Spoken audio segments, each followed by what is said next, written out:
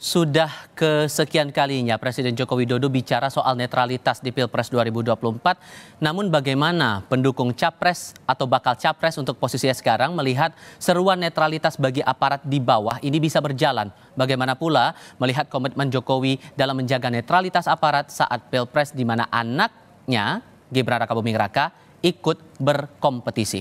Untuk mengulasnya terkait netralitas Jokowi di Pilpres 2024 sudah bergabung bersama kami 4 narasumber. Yang pertama juru bicara Partai Keadilan Sejahtera Muhammad Iqbal, sekaligus Timnas Amin, juru bicara yang kemudian adalah juru bicara Partai Demokrat yang juga perwakilan dari TKN Prabowo Gibran Herzaki Mahendra Putra, kemudian politisi PDI Perjuangan sekaligus juru bicara TPN Ganjar Mahfud Ciko Hakim, dan Direktur Eksekutif Parameter Politik Indonesia Adi Prayitno. Selamat sore semuanya, apa kabar?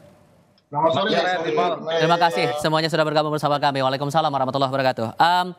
Saya mulai ke Mas Zaky terlebih dahulu. Melihat informasi awal tadi sebelum kita diskusi, Anda sudah mencermati dan Anda masih meyakini posisi Presiden Jokowi ini netral selama pemilu? Ya, kalau kami berpijak pada keyakinan yang sama gitu. Baik ketika kami ya sebagai juru bicara Demokrat, ketika kami di tempat yang dulu maupun saat ini sebagai TKN gitu. Kami meyakini bagaimanapun sosok seorang presiden atau kepala pemerintahan dan kepala negara itu harus berada di atas semua. Jadi tidak hanya berpihak kepada salah satu, karena bagaimanapun perhelatan atau kontestasi politik ini adalah acara untuk kita semua, untuk rakyat, dan ini adalah tempat rakyat ya, kedaulatan rakyat benar-benar dipertaruhkan. Nah, inilah peran penting dari seorang presiden, bagaimana memberikan ruang yang sama untuk semua. Nah, ini kami punya keyakinan di situ. Dan kemudian Pak Jokowi Pak Presiden bolak-balik menyampaikan komitmennya. Kan begitu. Nah, ya tentunya kalau sudah menyampaikan komitmen, bagi kami seharusnya ini ditindaklanjuti juga. Sampai ke level tentunya ke paling bawah. Bagaimanapun demokrasi kita membutuhkan komitmen dari petingginya, tentu pimpinan tertingginya yaitu Bapak Presiden. Dan harapannya bisa dilakukan dan ditindaklanjuti oleh para aparat dan juga para ASN sampai ke yang paling bawah. Ini menjadi penting karena kok Demokrat dan juga Mas Ahaye sebelum ini juga berbagai kesempatan juga menegaskan pentingnya netralitas ASN, pentingnya netralitas aparat. Nah, ini yang selalu kami sampaikan. Dan sejalan saat ini sikapnya dengan TKN juga itulah sikapnya. TKN posisinya seperti itu. Kalau dari TPN, Bang Ciko, Anda melihatnya bagaimana, Bang? Apa yang disampaikan oleh saudara saya Zaky barusan adalah itu yang idealnya dilakukan oleh seorang presiden, tentunya berdiri netral di atas semua golongan, apalagi terkait dalam pemilu Pilpres ini di 2024. Tapi yang terlihat dengan kasat mata dan dirasa masyarakat, tentu kita juga sadar bahwa ada anak kandungnya yang running for vice president dalam kontestasi ini. Nah, ini kan secara kalau kita mau lihat secara rasional atau dengan rasa, udah pasti seorang ayah akan membela anaknya. Tapi kemudian secara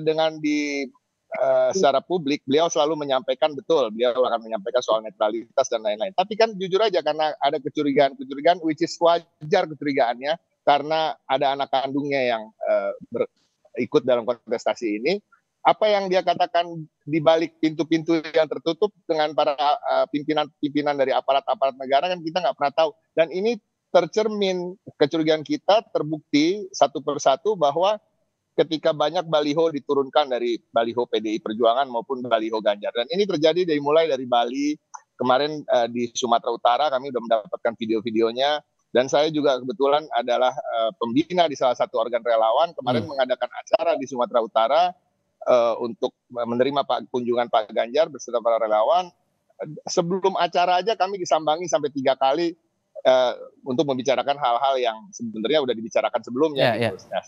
Ini akan menimbulkan kecurigaan bahwa ada intervensi daripada aparat, dan ini wajar-wajar aja kalau kami harus terus mengingatkan soal netralitas. Jadi apa yang disampaikan Pak Jokowi itu sebenarnya seperti khotib dalam sholat Jumat. Beliau berwasiat untuk dirinya sendiri dan juga buat orang lain. Kalau dari Koalisi Perubahan, Mas Iqbal, Anda melihatnya bagaimana kemudian? Ya, saya kira netral itu dimulai dari ketidak berpihakan kepada salah satu calon. Berapa kali-kali Pak Jokowi itu memberi kode, dulu namanya berambut putih, sekarang yang berani jago silat. Itu aja udah gak netral gitu loh. Jadi sebagai kepala negara harusnya Pak Jokowi adil ke semua pihak. Kemarin udah bagus tuh ngajak makan ya. Tapi lagi-lagi setiap ada acara statementnya pasti memberi kode dukungan kepada salah satu paslon. Khususnya saat ini yang berpasangan dengan Gibran. Selalu kodenya silat, berani. Yang itu tentu saja yang sebelumnya kan rambut putih dulu Mas Iko ya. Sekarang udah pindah. Jadi itu aja udah nggak netral tuh. Jadi menurut saya harusnya konsisten lah Pak Presiden bahwa kalau netral ya semua calon di-endorse lah. Saya belum mendengar nih Pak Presiden mengendorse Mas Anies dan Muhaimin. Ya kalau itu dilakukan ketiga-tiganya itu bagus. Rakyat akan juga melihat. Karena tadi sampai sekarang kecurangan pemilu yang sampai sekarang di era Pak Jokowi belum terungkap adalah kasus kecurangan pemilu di Malaysia.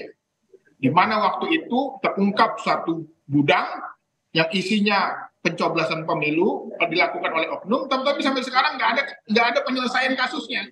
Yang itu menjadi presiden buruk di mata pemerintah Pak Jokowi. Dan artinya walaupun diawasi bahwa tetap bisa curang, gitu loh. Jadi bukan hanya karena di TPS ada saksi, tidak. Tapi masalahnya pemilu kita itu beragam. Ada di luar negeri, ada di dalam negeri, ada di daerah-daerah yang nggak ada saksi. Jadi kurang itu harusnya dibatasi dengan netralitas kepada semua paslon. Oke, dengan alasan-alasan tadi yang disampaikan, Mas Adi, Anda menangkap bahwa netralitas ini masih jadi batu ujian yang cukup berat nanti sampai sepanjang pemilu ini, atau gimana, Mas Adi? Ya, saya kira memang tidak bisa dibantah bahwa soal netralitas ASN, kemudian anggota TNI dan anggota kepolisian, kepala desa dan perangkat desa itu adalah sesuai dengan amanat Undang-Undang Pemilu nomor 7 2017, Mas. Jadi siapapun sebenarnya yang mau berkompetisi di Pilpres 2024 haram hukumnya melibatkan ASN, kemudian anggota TNI, kepolisian, dan perangkat-perangkat desa. Ingat, pejabat publik di negara ini bersumpah kepada Tuhan yang Maha Kuasa. Kalaupun toh manusia tidak ditakuti, ya setidaknya takutlah kepada Tuhan. Karena nanti akan dihisap itu, yang disebut dengan kesalahan-kesalahan dan janji politiknya. Jadi bagi saya siapapun yang punya akses untuk mobilisasi ini memang tidak boleh ya cawe-cawe menggunakan tangan-tangan kekuasaan, itu satu. Yang kedua, kenapa netralitas soal ASN dan aparatur sipil negara ini selalu dibicarakan? Biasanya setiap pemilu dan pilkada selalu muncul, terutama ditujukan kepada pihak-pihak yang punya akses. Siapa yang punya akses? Tentu kekuasaan. Siapa yang punya akses? Tentu penguasa. Kalau orang seperti Bang Iqbal ataupun teman-teman PDIP, sekarang ya akses terhadap kekuasaan diamputasi, mereka tidak bisa mendirect dan menjangkau langsung ya kekuatan-kekuatan politik yang bisa digerakkan. Dan yang ketiga, kalau mau jujur, kita kan tidak bisa menutup mata tentang begitu banyak resistensi dan protes-protes publik, terutama dari kalangan pro-demokrasi dan gerakan civil society, satu persatu kan mulai muncul. Ada indikasi dan dugaan-dugaan keterlibatan aparat pemerintah yang misalnya pasang baliho untuk kepentingan partai dan kelompok tertentu. Ini secara terbuka dan protesnya sudah dilakukan. Dan pada saat yang bersamaan misalnya ada baliho, ada billboard, salah satu pasangan tertentu yang ditertibkan, tapi pasangan yang lain tidak ditertibkan. Itu bentuk ketidaknetralan yang sudah terlihat menurut Anda, Mas Adi? Oh iya, jelas ada tebang pilih. Kalau mau ditertibkan semua baliho atas nama keindahan, ya semua harus ditertibkan. Bukan hanya paslonnya PDIP, bukan hanya paslonnya PKS, bukan hanya paslonnya teman-teman Demokrat ya, Pak Prabowo Subianto dan Gibran, semuanya tertibkan. Cuman kan problemnya sampai saat ini kalau ada yang tertibkan, satu yang lainnya diamankan. Ini yang sebenarnya menimbulkan kecurigaan-kecurigaan. Ada upaya-upaya untuk tebang pilih atas nama tentu netralitas aparatur sipil pemerintah. Ini yang saya kira memang menjadi hal yang perlu kita seriusi bersama. Karena bagi saya sih tidak terlampau penting siapa yang jadi presiden di 2024. Kepentingan kita ini sebagai peneliti adalah supaya proses-proses politik dan demokrasi di Indonesia itu berjalan kompetitif dan jujur dan adil tentu saja. Karena pemilu itu bukan ritual 5 tahunan. Pemilu itu bukan hanya soal siapa ganti siapa, tapi menyangkut bagaimana mekanisme dan prosedur dalam sistem pemilihan itu juga harus dilihat. Ingat, gerakan civil society akan mengingat ini sepanjang hidup kita. Ada sebuah proses di mana tangan-tangan kekuasaan misalnya coba untuk membantu dan memenangkan salah satu paslon tertentu. Dua koalisi ini berpendapat bahwa ada ketidaknetralan nih, Mas Zaky. Bahkan kalau saya kutip pernyataan dari pihak TPN, Todung Mulya Lubis menyampaikan bahwa ada abuse of power dan polisi disebut terlibat memasang poster Prabowo Gibran. Ini meresponnya gimana, Mas Zaky? Ya, pertama begini Mas, yang setahu saya Bang Ciko dan teman-teman ini kan masih bagian dari pemerintahan ya, kan masih banyak menteri di kabinet gitu. Jadi bingung juga kalau ada abuse of power ini yang abuse kan di pemerintahan ya kan, sedangkan kami misalnya Demokrat kan tidak di pemerintahan gitu Hmm. ya. Nah ini kan mesti hati-hati juga nih abuse of power yang mana nih kalau bicara jangan sampai teman tuduh teman kan begitu, nggak enak juga nih nanti ceritanya kan itu satu hal. Yang kedua jangan juga lah kemudian habis manis sepah dibuang gitu. Teman-teman TNI Polri kan berupaya semaksimal mungkin misalnya menjaga stabilitas, menjaga keamanan ya kan. Bagaimana agar tidak ada pecah konflik atau hal-hal yang negatif terjadi di tengah-tengah masyarakat gitu.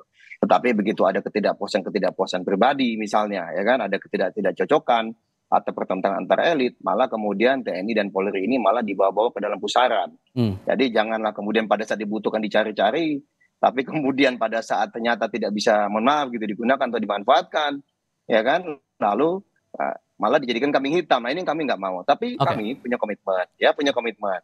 Kami di Demokrat, kami di TKN, selaras ini kita punya komitmen. Pak Prabowo ada namanya Asta Cita. Bagaimana kita memperkokoh demokrasi. Ya, di poin pertamanya. Nah, kita jaga betul lah sama-sama. Ya. Misalnya ada kecurigaan, iya wajar, malah bagus. Kalau ada kecurigaan ini kan berarti kita sama-sama alert, sama-sama jaga, saling pantau satu sama lain. Inilah demokrasi kita. Jangan pernah takut untuk menyampaikan jika dirasa ada hal yang kurang pas. Tapi ya tadi, lagi-lagi kita cermati betul, ya kita laporkan. Contoh saya sampaikan satu kasus ya, kasus saya contoh. Singkat saja. Yang menimpa misalnya Melki, ketua BEM UI kan begitu, katanya ada intimidasi. Lalu dia langsung balik ke Pontianak. Kebetulan kan dapil saya ya, daerah saya, kampung saya juga, satu kampung saya dengan Melki. Di sana kemudian Kapoldanya sangat kooperatif, menyampaikan, membuka penyidikan langsung, dan bahkan memberikan akses gitu. Nah harapannya kan tentu dari sikap seperti ini, ya kan, jadi terang nih. Dan misalnya mohon maaf, ada yang bertindak di luar jalur komando. Misalnya ada yang pimpinan lembaganya polisi misalnya, tetapi bukan kepalanya polisi. Melalui jaring-jaring di bawah, langsung ke bawah, memanfaatkan untuk kepentingan pihak tertentu, ya setidaknya bisa teredam nih oleh struktur seperti ini. Nah ini bagus ini. Jadi semua hal, Bang Ciko, Mas Iqbal dan Bang Mas Adi Prai, ayo kita buka. Kalau ada apa-apa kita buka, kita lontarkan ke publik, kita laporkan ke pihak yang berwajib juga. Gitu. Saya ke Mas Iqbal kalau begitu sekarang. Gitu. Dari pengalaman koalisi perubahan dari timnya Amin, apakah juga mengalami hal yang sama? Pernah diturunkan, dicopot balihonya di beberapa titik atau ada indikasi ketidaknetralan lain yang dirasakan? Ya, saya kira kalau kita lebih mengamati tentang apa yang terjadi dalam proses-proses pemilu sampai pendaftaran, PKPU-nya belum ada, pendaftarannya sudah diterima. Padahal aturannya belum ada. Itu salah satu bentuk bagaimana ketidaknetralan itu terjadi pada lembaga hukum kita. Dan ini juga kita lihat dalam konteks pemilu, di mana kita melihat Anies dari awal sudah dijegal, diperiksa KPK, tapi sampai sekarang nggak ada kabarnya tuh. Ya hanya diperiksa doang gitu sampai malam, dari pagi sampai malam gitu ya. Jadi ini menunjukkan bahwa ada upaya-upaya, ada invisible hand, ada tangan-tangan yang tidak kelihatan yang sedang bekerja. Dan ini tentu saja menjadi salah satu ancaman bagi demokrasi kita. Dalam berbagai survei, kualitas demokrasi kita paling buruk saat ini, terus menurun.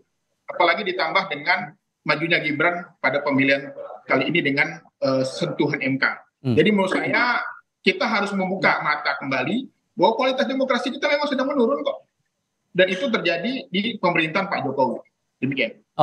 Lalu dengan sudah dirasakan ketidaknetralan aparatur negara dari tim TPN sendiri, maka langkah apa yang bakal ditempuh kemudian? Tapi nanti jawabannya kita akan diskusikan di segmen berikutnya ya Bang Ciko. Untuk para narasumber tetap bersama kami, untuk Anda saudara pastikan tetap di Kompas TV.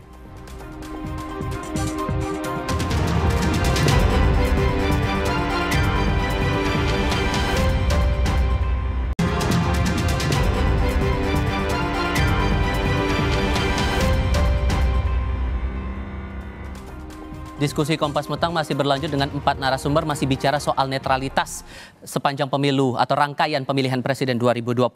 Saya ke Bang Ciko. Bang Ciko, dari pertanyaan saya tadi dengan beberapa catatan dari teman-teman TPN soal netralitas ini, maka apa langkah berikutnya yang bakal ditempuh oleh TPN? Yang pasti TPN akan terus menyuarakan dengan mengkritisi melalui media formal maupun sosial media. Bang Ciko? Ya. Mohon maaf, kurang terdengar jelas suaranya. Yang pasti kami akan menyuarakan ini terus tanpa henti di media-media formal maupun di sosial media, dan ingin mengingatkan kepada penguasa bahwa netralitas ini harus jalan terus. Menyambung kata Mas Zaki tadi bahwa PDI Perjuangan masih berada dalam pemerintahan, betul, tapi apa yang benar harus kita bilang benar, apa yang salah harus kita bilang salah. Nah, ini yang harus kita biasakan dalam demokrasi kita, walaupun itu adalah teman sekoalisi pemerintahan sekarang.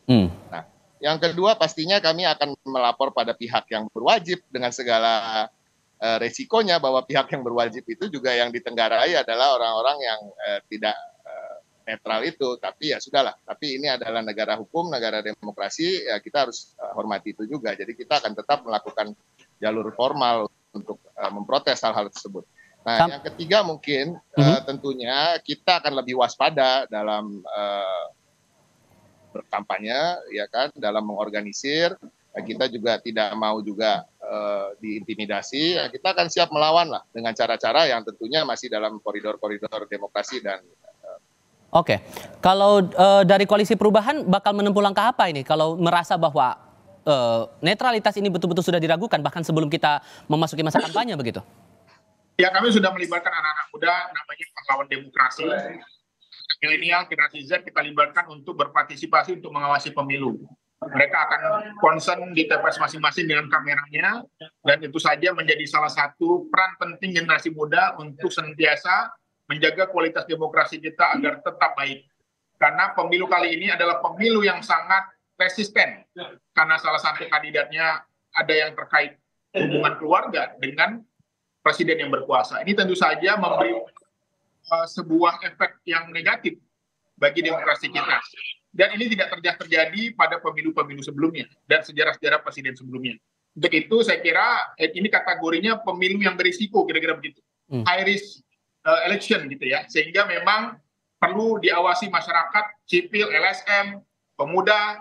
Ayo kita pantau bersama, ayo kita suarakan ketika menemukan kecurangan pemilu. Oke. Bang Zaki, saya harus tanyakan soal ini. Ini karena berkaitan dengan TKN juga begitu. Pada tanggal 27 Oktober via aplikasi X, nama barunya Twitter, Raja Juli Antonian juga bagian dari TKN ini sempat mencuit selamat pagi, menginformasikan agenda beliau di Kementerian ATR BPN itu membagikan sertifikat PTSL dan wakaf kepada masyarakat, tapi sambil menjabarkan kata pagi itu adalah kepanjangan Selamat Prabowo Gibran dan memention akun-akun Gerindra, Prabowo, akun Gibran dan PSI. Kalau kemudian Anda menilai bahwa netralitas ini masih dalam koridornya, ini bagaimana bentuk tindakannya kalau ternyata ada kasus seperti ini? Ya, kita lihat apakah benar ada endorsement ya pada saat misalnya kegiatan beliau di lapangan sebagai katakanlah tadi ya ASN misalnya atau pejabat publik ya, seharusnya kan tidak menunjukkan keberpihakan kepada salah satu. Nanti saya coba cermati juga, coba lihat juga nih ya, apa nih maksudnya dengan mention di Twitter itu apa nih gitu. Nah, ini kita coba tanyakan langsung kepada beliau, tapi yang pasti kita berharap tentu teman-teman masyarakat ya, juga ASN di lapangan ya, cermati saja jika dirasa ada yang kurang pas gitu. Misalnya nih, mohon maaf ya, misalnya masih banyak ini, ada direksi, ada komisaris yang jelas-jelas memberikan dukungan kepada salah satu paslon gitu. Tapi masih belum mundur juga nih dari BUMN. Kalau kami kan jelas ya, Bang Rosan, TKN udah mundur misalnya. Lalu Abdul Rosid udah mundur dari komisaris. Ya kan? Lalu ada Mangga Barus, komisaris. Jadi udah banyak nih. Kalau di TKN jelas, kalau misalnya bagian dari pejabat publik masuk di dalam, lalu kemudian tadi ada komisaris dan juga direktur, ya sudah mereka kemudian sudah mengajukan surat pengunduran dirinya gitu. Nah, harapan kami ini bisa berlaku sama nih buat yang semua, gitu ya kan. Nah, ini kok bicara netralitas nih, nanti jangan kemudian kami seakan-akan bahwa wah kamilah yang menguasai pemerintahan atau apa, hanya kebetulan ada anaknya Pak Presiden, padahal isi direksi dan komisaris BUMN itu rata-rata berada di koalisi yang mana atau kerjasama yang mana kan begitu. Nah ini yang kami tolong kita sama-sama lihat dan cermati dengan jernih lah gitu. Ya yang pasti nggak mungkin lah kalau di teman-teman yang Mas Iqbal gitu ya. Gitu. Nah kalau kami melihat bagus situasi seperti ini, kita semua ada 3 paslon, ada masyarakat, ada civil society, ada juga media. Jika dirasa ada yang kurang pas dalam demokrasi, ya diungkap ke publik. Apalagi kita bisa mudah nih dengan menggunakan media sosial menjadi viral. Jadi kita saling menjaga satu sama lain karena inilah yang kami inginkan ya dari TKN Prabowo Gibran ini dengan berbagai hasil survei, alhamdulillah terus leading. Ini kan mendapatkan kepercayaan publik ini, ya kan? Dan kami ingin agar pemilu ini benar-benar bisa berjalan dengan baik. Mari kita kontestasi dengan jujur, adil, dan demokratis. Sudah kami tangkap maksudnya di situ, Bang. Ya, saya harus beri giliran ke Mas. Iya, sedikit lagi. Jangan sampai kayaknya nggak bisa menang nih. Udah saya tuduh-tuduh aja lah, atau saya degradasi aja lah pemilu ini gitu. Ini janganlah, kita fair lah gitu, sama-sama berjuang, adu ide, adu gagasan, rebut hati rakyat, bukan dengan menyebar ketakutan atau sehingga dengan menegakkan fairness itu tadi, Mas Adi, menurut Anda siapa yang patut bertanggung jawab menjaga netralitas itu tetap ada koridornya? Ya, saya kira semua orang bertanggung jawab, terutama kontestan ya, kemudian partai politik, termasuk para kingmaker, untuk tidak cawe-cawe dan melibatkan para aparatus negara itu sebagai bagian dari mesin pemenangan politik. Karena satu, kualitas demokrasi itu sangat ditentukan sejauh mana dasar-dasar hukum pemilu, dasar-dasar hukum politik itu dijunjung di atas segala-galanya, Mas.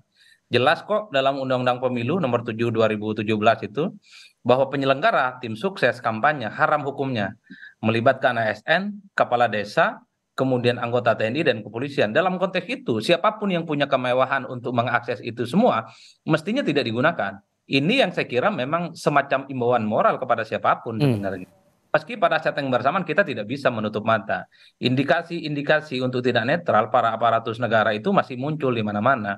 Sehingga begitu banyak resistensi, perlawanan, dan imbauan yang muncul dari kalangan kelompok civil society dan aktivis-aktivis politik.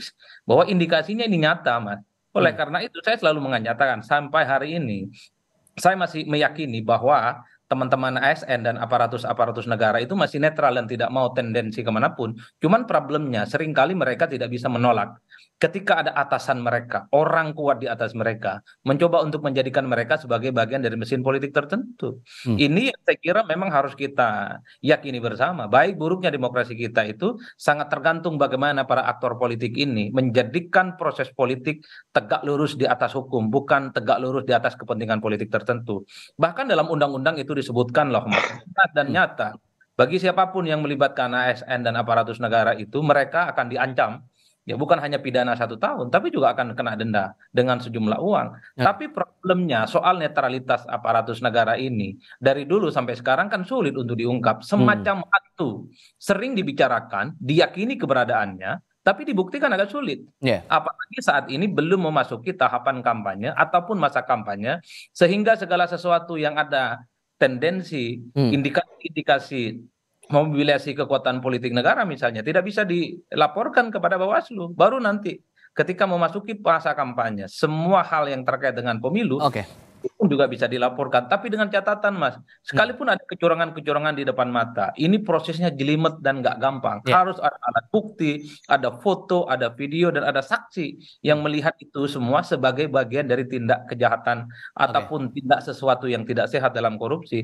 Jangankan soal netralitas aparatus negara, soal politik uang nyata-nyata di depan mata, tapi nyaris tidak pernah diungkap sebagai sebuah pemilu yang cukup serius. Akhirnya apa? Moral story dan moral politik inilah yang mestinya dipegang oleh semua elit, semua kontestan, bahwa jangan hanya asal menang, tapi menang dengan cara kepala tegak dan menjunjung tinggi demokrasi. Kan itu yang sebenarnya kita inginkan. Itu yang diinginkan. Terakhir untuk Bang Ciko, karena PDIP posisinya ini masih berada di pemerintahan, apakah kemudian dari PDIP ataupun juga koalisi dari Ganjar Mahfud masih bisa mengakses informasi ataupun juga mengawasi bagaimana netralitas ini berjalan sejauh ini? Saya rasa keberadaan Bapak Prof. Mahfud MD sebagai Menko Polhukam itu juga cukup menguntungkan bagi kami untuk mencoba menjaga netralitas itu. Tapi kami kan kita ketahui sendiri beliau adalah Menteri Koordinator yang tidak membawahi secara langsung, namun sebagai koordinator daripada institusi-institusi yang di bawahnya. Nah, tapi tentunya kami akan terus berusaha melakukan pendekatan dengan berbagai jalur untuk menjaga netralitas tersebut. Nah, kami akan terus juga menyuarakan itu seperti kata Mas Zaki. Kalau ada penyelewengan dalam kekuasaan atau aparat yang tidak netral, ya kami akan terus suarakan. Netralitas inilah kita uji sampai nanti sepanjang perjalanan pemilihan presiden dan pemilihan legislatif 2024 ini. Bang Zaki terima kasih, Mas Iqbal terima kasih, Bang Ciko terima kasih, Mas Adi juga terima kasih sudah berdiskusi bersama kami semuanya. Selamat sore, assalamualaikum. Waalaikumsalam.